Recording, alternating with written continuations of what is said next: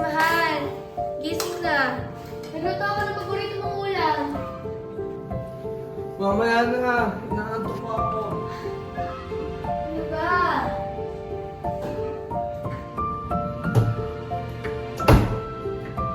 Gising ka na dyan. Kakain na tayo. Masarap yun. Tara na. Wow, ha? Thank you. Tara na. Ano ba? Tara ka kasi.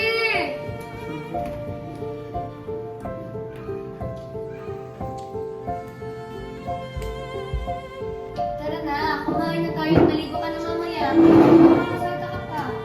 Ligo-ligo. Sayang naman tubig yan. Okay na to. Isabel, Elias, may maganda ako mahirap. Ano po yun?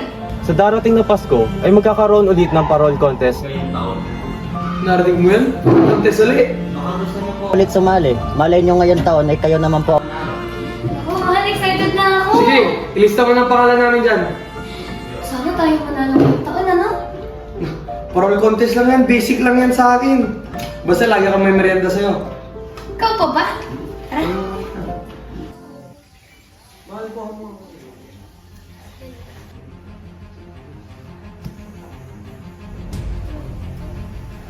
Meron. Teka lang. Gising isa! Tulong! Tulong!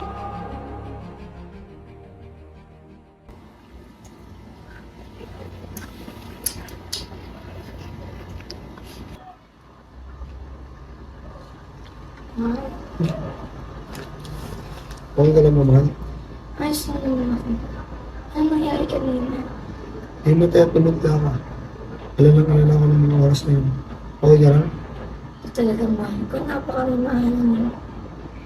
Nangarap ko ba kayo makausap dalawa? Ito lamang sana ako ibalita sa inyo. Ano po yun, Doc? Maaari na po ba siyang makalabas? Tingin ko man na yan ang sabihin sa inyo. But Isa has a stage 4 breast cancer. Ho? Totoo ba?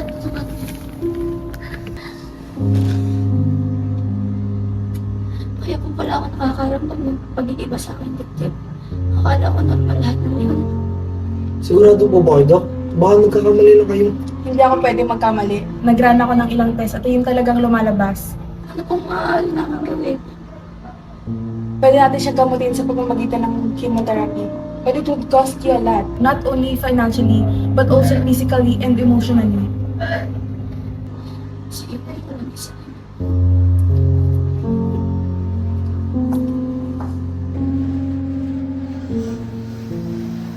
Hindi ka ba nagtataka? Sa dinami-dami ng tao sa mundo, tayo pang napiling bigyan ng ganitong problema. Napakadaya kasi. Hindi ko naman kinu-question, Isa. Kung sa akin lang, kahit anong iharap sa atin, magkasama nating tatahakin. Pero naman, di ba, hindi mo kailangan gawin lahat ng yun. Hindi ko kailangan gawin, but I want to, Isa. Hindi naman ako pinakamayamang tao sa mundo. Ako naman ang pinakamayamang lalaki dahil sa pagmamahal mo. Mahal kita, Isa. Hindi ako gawin lahat para sa'yo.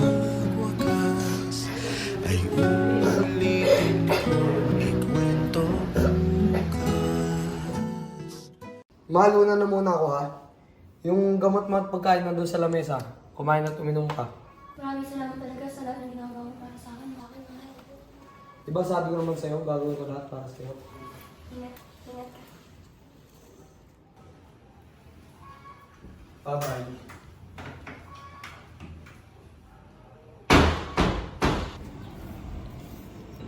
Uy, Mars, tinayin mo si Elias sa Isabel. Sinumpaan na ata. Sma kasi yung ugali ni Isabel. Arte-arte. Kala mo yan tuloy. Pinarusahan mo siya. Mali kayo. Pinarusahan siya ng mga Diyos. Ayan kasi. Nangingira kasi magjowa niya. Di pa naman kasal, nanirahan agad sa isang pa. Kala mo kung sinong magagani? Kaya nga, karma na nila yun.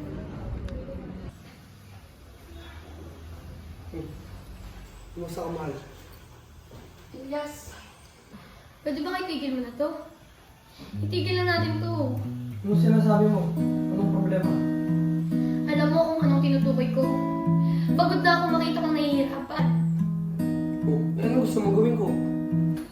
I want you to stop. Isa naman? Ano ba tumatakbo sa utak mo? Anong naiisip mo? Pagod na ako! Pagod na ako! Ang hirap kaya magpanggap at makita ang nahihirapan at binibenta lahat ng bagay na meron tayo dahil lang sa lecheng sakit na to. Hindi ba't gano'n ang buhay? Hindi laging patas? At buhay mo pinag-uusapan dito, Isa. Buhay mo. Mahal kita, Isa. Pwede ba pagkatiwalaan muli ako? Pagkatiwalaan mo pagmamahal ko sa'yo. Hindi! Kasi alam mo, pinipilit mo yung taong lumaban kahit ako na mismo yung sumusuko. Eh, hindi tayo sumusuko Hindi ba mahal mo ako? Pero Elias, it's time to let me go. Let go of what? Us? Paano na yung plano natin sa buhay? Isa, huwag naman ganito Saan na gusto mo mangyari?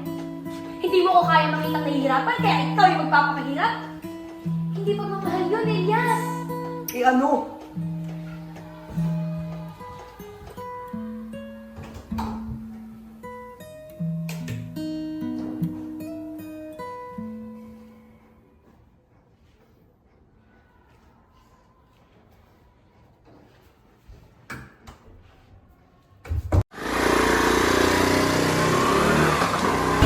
Ay, Mas! Narinig niyo ba yung pinagawa niyo ng gabi? Gusto niya ipagamot sa kanya. Ha? Papakamatay na lang siya?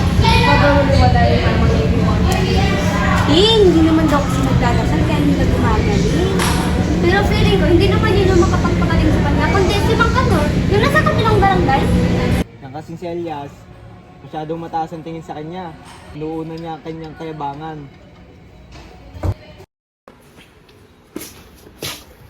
Isa, sigurado ka na ba sa desisyon mo? Hindi mo na ako mahal? Yes. Then if the arguments na rin mo, I'll wait for you to come back. If I were you, I would quit.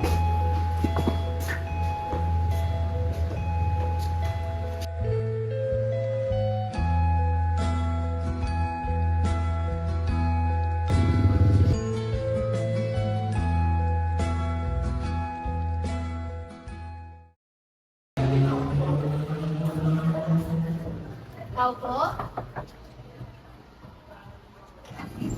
Gandang araw po, tita. Narito na po ako. Dito ka na pala. Pasok ka muna. Pasensya ka, hindi kita nasundo. Maraming sa akin nagawa.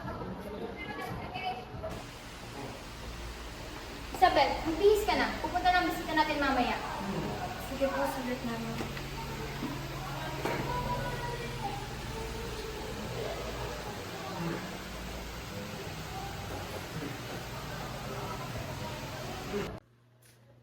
Umayos ka. Nandiyan na sila. Mang Ben! Magandang umaga. Nandiyan na para kayo. Magandang umaga. Ano po?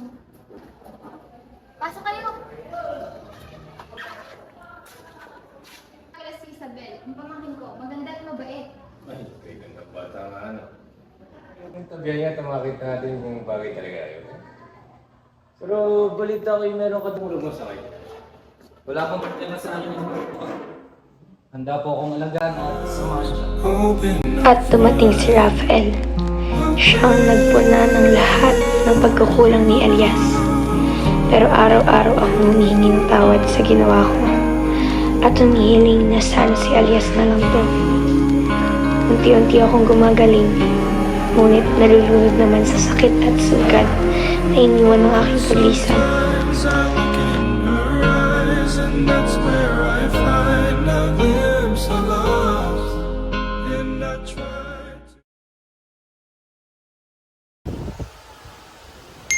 Rafael, pwede mo makikisuyo yung phone ko?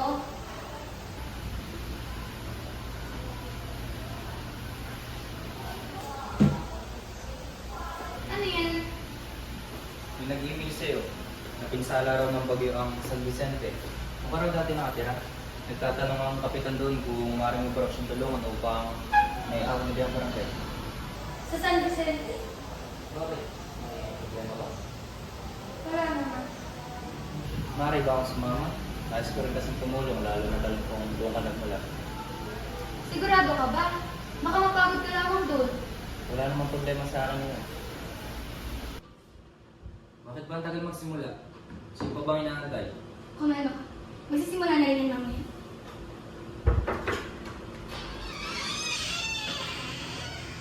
Good morning everyone. Next ko nga pala ipakilala sa inyo.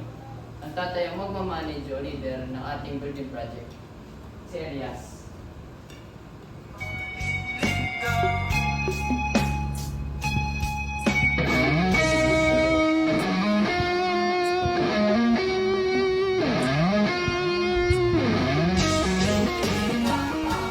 Isa siya sa pinakamagaling na engineer sa buong bayan. Siya rin ay dating nanirahan sa San Vicente. Kaya naman tinanggap niya ang ating paintong. Thank you, Mr. Oro. Hi, Isa. You look so alive. Hi, Engineer Elias. Long time no see. How are you? Are you okay? Ben, sino siya? Rafael Elias. Elias, si Rafa. May friends.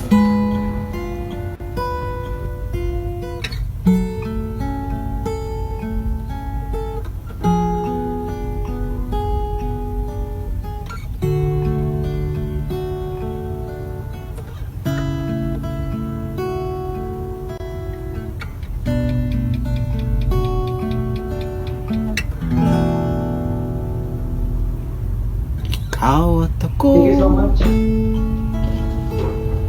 pinagtagpo, nag-usap ang ating puso. Ano? Fiancé? Nagkas Hindi pwede to. She was my fiancé 3 years ago. Yun na lang ba ako please malimutan?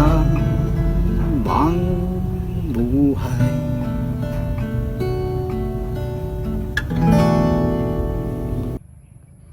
Parang sa swipe mo yata.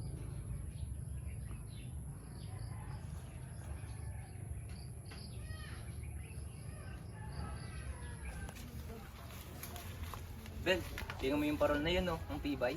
Kaya nga eh. Kahit anong bagyat sa ng dinanan, tamo, nandun pa rin. Aba, ayos ah. Sino kaya nagawa niyan para makapagpagawa rin tayo? Siguradong may istorya yan. Puno ng tampuhan at pag-aaway at pagmamahalan din. Di ba, Isa? Ah, oo. Yung dati kasing magkasintahan na tumira dyan ay puno ng pagmamahalan. Yun siguro naging tali ng parol na yun. Napakagandang storya naman yan. Antayin mo, Bel. Tayo naman ang sunod. Halika na. Mag-imbestiga pa tayo.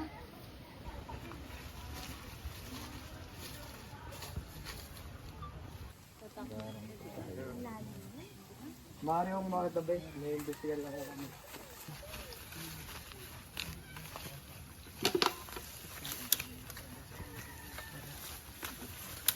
Ano sa tingin niyo maaari natin gawin dito?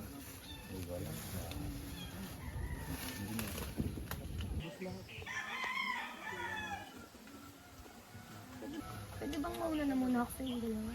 Sumasakit na kasi yung ulo ko. Okay ka lang ba, Isa? Gusto mo bang samahan muna kita? Hindi na, kaya ko nito. Hindi mo pa, Bel. Kaya siguro minamalas na naman tayo. Dumating na naman yung sultan. Kaya nga, feeling ko tuloy, kinukulam na tayo niyan.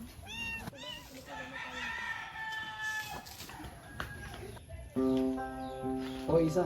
Tawel. Gusto mo? Bakit ganun sila? Kahit anong gawin ko, wala. Hindi pa rin sapat. Kaya mo na sila. Di ba dapat maging masaya ka?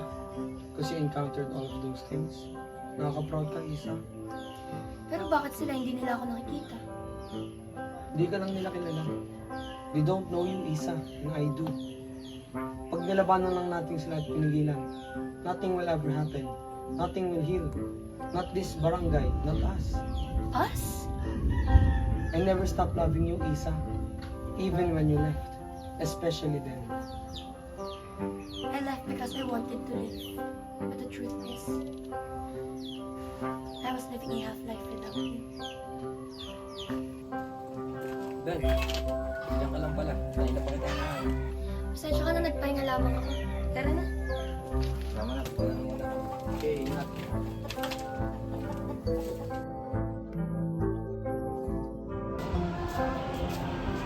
Ano ba? Isa, iniwasan mo ba ako? Layuan mo nga ako?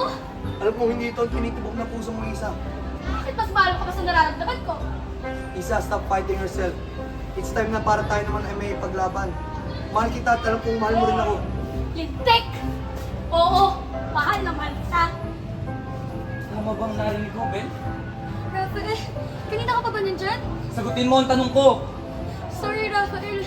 Sorry! Rafael! Please, wait! Ano ba? Rafael, please. Iyan mo muna akong paliwanag. Sige nga. Ano bang kailangan mo ipaliwanag? Pwede ba kumain ka muna? Sige, paliwanag ka. Simula nung nawala si Elias sa buhay ko, tumigil yung mundo. Hindi ko alam kung paano ako babangon ulit.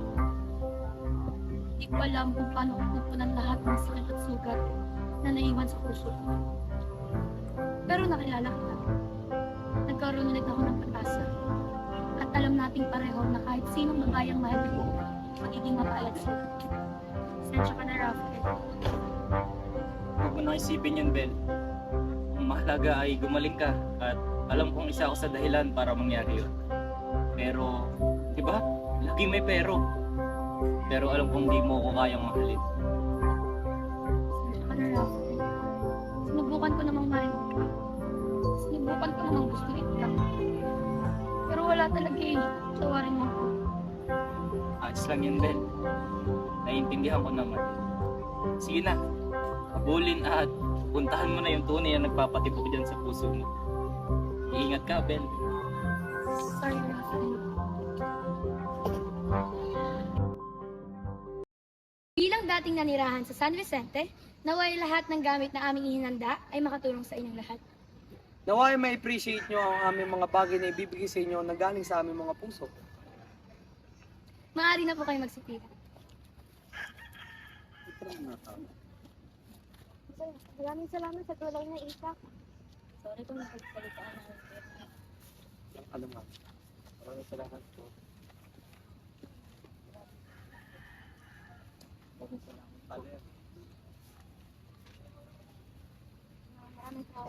Mali kami. Pasensya na at nusgahan ka kaagad. Walang problema yan. Naintindihan ko naman kayong lahat. Diba sabi sa'yo, Isa, tiwala lang. Galing na talaga, Elias. Tanda mo pa ba when you wanted to leave me and tapos na lang? Bakit ko naman nakakalimutan ka? What did you ever regret coming back? Ikaw may alis. Coming back was one of the greatest things. Bumalik ako para tulungan mo na kakasal ko. I came back para itagal mo. Tulak-tulak na yun. I'm glad you feel the same way. Don't know how long I'm going to be able to puso ko ay imamapa. Ikaw ang dulo, gitna at simula. Nahanap din kita. Nahanap din kita.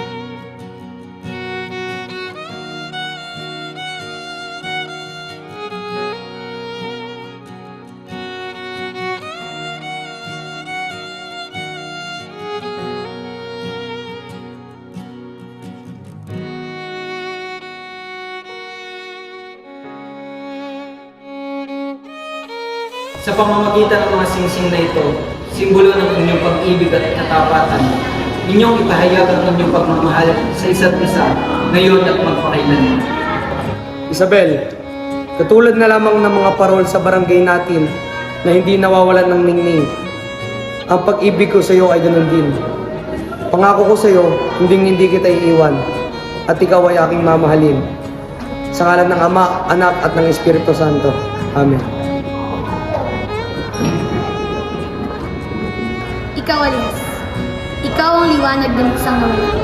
Ang parol na minsang nagsindi ng ating alaala. ang siyang naging daan para muling magtagpo ang ating mga puso. Kaya ngayon, sa harap ng Diyos at sa lahat ng nagmamahal sa atin, nangangako akong patuloy kitang mamahalin, pipiliin, at magiging ilaw mo sa bawat diwa. Sa ngalan ng Ama, ng Anak, ng Espiritu Santo. Ating salubungin ang masigagang palakpakan ng mga bagong kasal na si Elias at Isabel.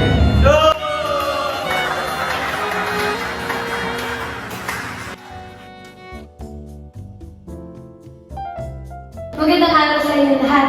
Sana sa contest na ito ay kayong lahat ay nag-enjoy. Dahil para sa amin, hindi lang ito basta patimpalak. Ito ang bumuo sa aming dalawa. At katulad na lamang ng mga pinagdaanan namin ni Isa, maaaring ito maging motibasyon para sa inyo sa pagkagawa ng parol. Ang parol ay maaaring maging masama sa una, ngunit sa huli ay maganda. At para sa patimpalak na ito, wala kaming tatanghalin first place kung hindi kayong lahat ang